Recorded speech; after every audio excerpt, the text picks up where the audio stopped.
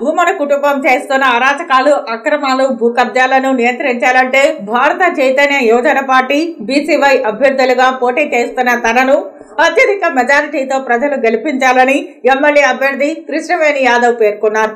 Tirupati press club లో మంగళవారం ఉదయం మీడియా సమావేశంలో వీరు మాట్లాడారు. తిరుపతిలో భూమన కుటుంబం అనేక మందిని ఇబ్బంది పెట్టారని అన్నారు. తిరుపతిలో జరుగుతున్న అవినీతిని అరికట్టాలంటే బీసీవై పార్టీ అభ్యర్థిని గెలిపించాలని ఆమె ప్రజలను కోరారు. ఈ విలేకరుల సమావేశంలో పార్టీ నాయకులు పాల్గొన్నారు. ఈ రోజు అవినీతి ఎక్కువ జరుగుతుంది, అది మీకు అందరికీ తెలుసు, ప్రజలందరికీ తెలుసు.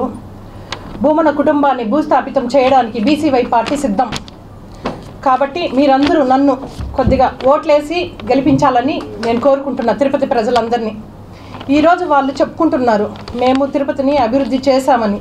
ఏం చేశారన్నది ప్రజలందరికీ తెలుసు. కబ్జాలు, గూండాయిజము, మాఫియాలు, ఆఖరికి 30,000 ఓట్లు పైగా ఇక్కడ అడ్డాగా చేసుకుని దొంగ ఓట్లు సృష్టిస్తున్నారు. ఇవన్నీ కాకుండా ఏం చేశారన్నది ప్రజలందరికీ తెలుసు. దీన్ని తరిమి కొట్టాలంటే మనం ఏం చేయాలా? ఒక మంచి నాయకుల్ని ఎంచుకోవాలా. కాబట్టి ప్రజలందరూ నన్ను ఆశీర్వదించి నన్ను విజయవంతంగా బీసీవై పార్టీ చెరుకు రైతు గుర్తుకు ఓట్లు వేసి మీ కృష్ణవేణి యాదవ్ అయిన బీసీవై పార్టీ తరపున ఎమ్మెల్యే అభ్యర్థిని గెలిపిస్తారని కోరి ప్రార్థిస్తున్నాను. ఇట్లు Krishnaveni Yadav, BCY party Tirupati MLA అభ్యర్థురాలని మీకు అందరికీ తెలియజేసుకుంటున్నాను. మీరందరూ ఒక్కసారి ఆలోచించి న్యాయమైన దిశలో పోయే ఎన్నికల సమయంలో కృష్ణవేణి యాదవ్ని విపరీతమైన ఓట్లు వేసి అజాతిక మెజార్టీతో గెలిపించాలని కోరుకుంటున్నాను.